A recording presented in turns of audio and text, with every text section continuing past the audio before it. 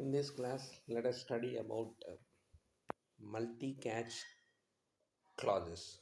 So, as I said, in the try block, if we have more than one statement, if they throw exceptions, we need to have that many number of catch blocks.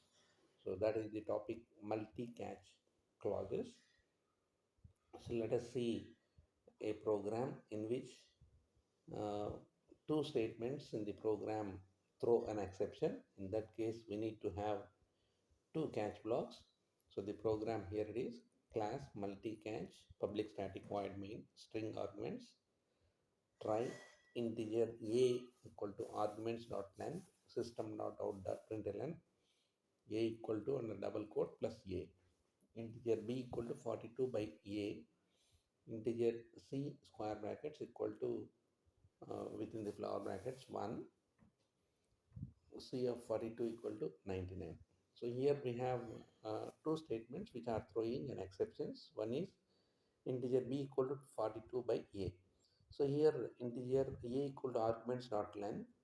Here arguments array has 0. So its length you will get a value as 0. So this statement integer b equal to 42 divided by a value is 0. So value is divided with 0. So immediately it will throw an exception. So to handle this, we need to have one catch block. So another statement which will be throwing an exception is here integer c square brackets equal to 1. So its size is 1. So this array c has only one value, but here we are trying to assign the 42nd location some value 99. So it will throw another exception. So to handle these two exceptions, we need to have two catch blocks. So here catch arithmetic exception to handle the integer b equal to 42 divided by a exception system dot out dot println divide by 0 colon and a double quote plus e and catch array index out of bounds exception e system dot out dot println and under double quote array index oob colon plus e. So after try catch blocks, we have system dot out dot println after try catch block string. So when we execute this program, so initially this statement will throw an error. So they immediately the program control from this point to it will go to this catch block, and this will be displayed with exception description along with divide by 0. And then you will get output after try catch blocks. Then after correcting this, suppose if we make a value as other than 0, then it will not have any error. Then it will come across this error. So from this point, the program control will go to the second catch block. So this will be executed array index OOB with exception description, and then after try catch block will be executed. So that's how the two exceptions thrown by the program code will be handled by the try catch blocks. So this is known as multi-catch clause. So we can also have nested try statements. So the try statement can be nested, that is a try statement can be inside the block of another try. So each time a try statement is entered, the context of that exception is pushed on the stack. If an inner try statement does not have a catch handler for a particular exception, the stack is unwound and the next try statement's catch handlers are inspected for a match. This continues until one of the catch statements succeeds, or until all of the nested try statements are exhausted. If no catch statement matches, then the Java runtime system will handle the exception. So far we have studied about try catch blocks. Now let us see the another keyword throw. So far we have been catching exception thrown by the Java runtime system implicitly. Now, it is possible your program to throw an exception explicitly by using the keyword throw. So its syntax is throw throwable instance. Here, throwable instance must be an object of type throwable or a subclass of throwable. So let us consider an example which will be explaining this throw keyword. So class throw demo public static void main string arguments. It has method 1. Then uh, this method description is outside this method main block. So static void method 1, its code is system.out.println inside the method 1, and this method 1 has try block. Under try block you have method 2, and its corresponding exception catch block is catch exception e system.out.println. The exception is plus exception description. So after this try catch block, you will have system.out.println after method 2. And here method 2 body is static void method 2 throw new arithmetic exception. It has string testing throw. So when this program is executed, the line by line execution, let us see.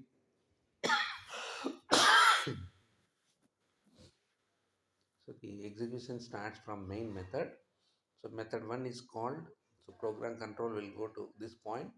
So this will be executed and you will get this as output inside the method 1. And under try block, method 2 is called. So control will go to method 2. It is throwing an exception. So throw arithmetic exception with testing throw as uh, string. You will get as output. And since it is throwing an exception, the control from this point it will go to this. So the exception is with e. E is its description. So whatever you have in this method to arithmetic exception testing throw, you will get as output. So after this try catch block, you will get output as after method 2. So this is the output you get. So inside the method 1, the exception is, so the exception is, the exception is, and its description is java.lang.arithmetic exception and string whatever you have that testing throw. And after this, after method 2, this output you will get. So that is the output you get. This is how you can use the throw keyword. We can explicitly throw an exception instead of in the earlier case the Java runtime system implicitly it is used to throw an exceptions. Now let us see another keyword throws.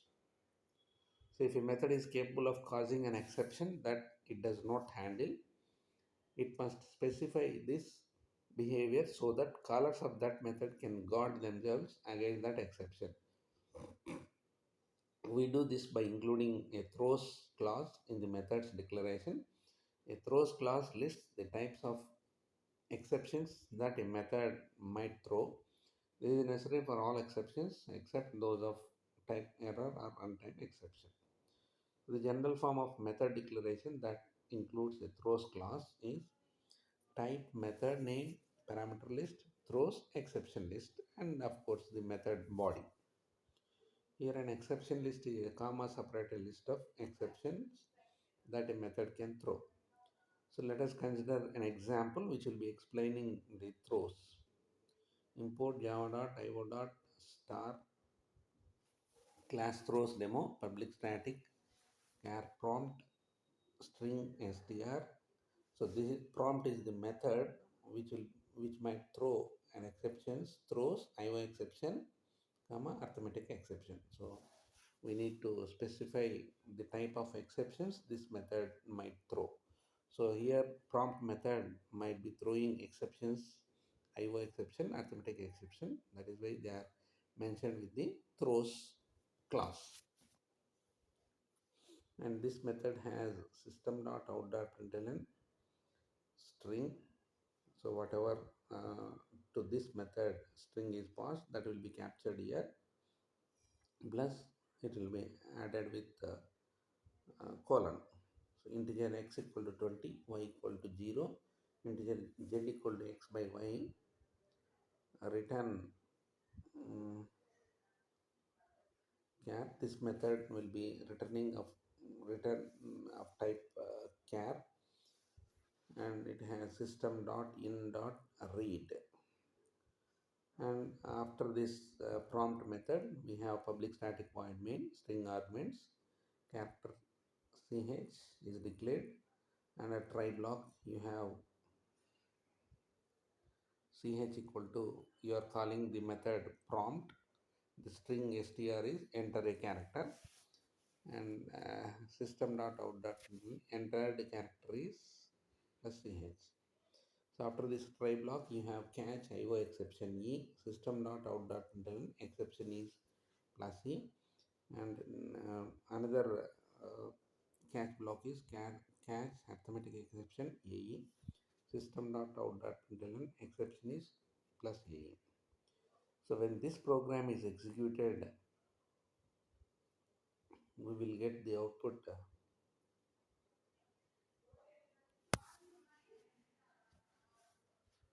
So the program execution starts at public static void main, ch is declared, and the try block. So this enter a character is passed to this prompt method, and str is assigned with enter a character. So enter a character with here we have colon, and here you have another colon. So you will get enter character with double colon. That is the output you get. And here integer x equal to 20, y equal to 0. So integer z equal to x by y. So here x is divided with 0. So immediately it will throw an error. So the control will go to arithmetic exception catch block. So arithmetic exception is this. Its block contains exception is, so java dot lang dot arithmetic exception colon slash by 0. And after executing, after correcting this, after correcting this, suppose if we assign y value other than 0, um, then this will be executed, and it, this statement will be executed.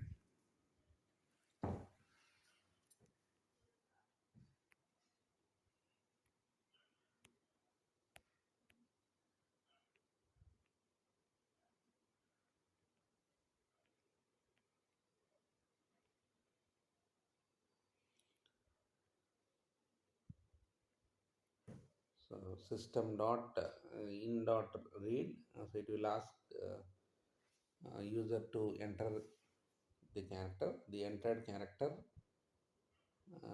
It will return this program, this prompt method will return, and that is assigned to ch here, and this will be executed. Entered character is, whatever you enter, that will be printed here. So in this case, you will get this enter a character with double colon, then the entered character is, whatever you have entered, that will be printed here. And of course the corresponding exception is IO exception. Exception is IO exception, it will give. If it doesn't throw any error, it will print this. Then the last keyword is finally.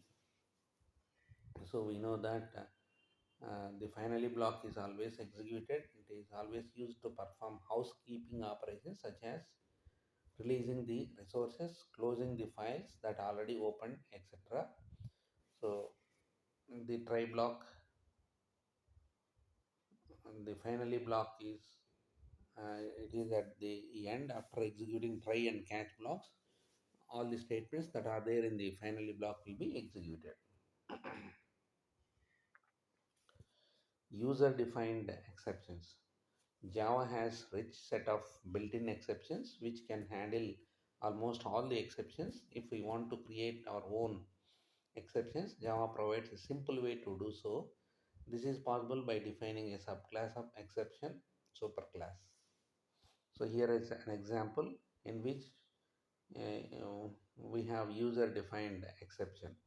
Import.java.util class no balance exception extends exception, because the exception whatever you want to throw must be subclass of exception.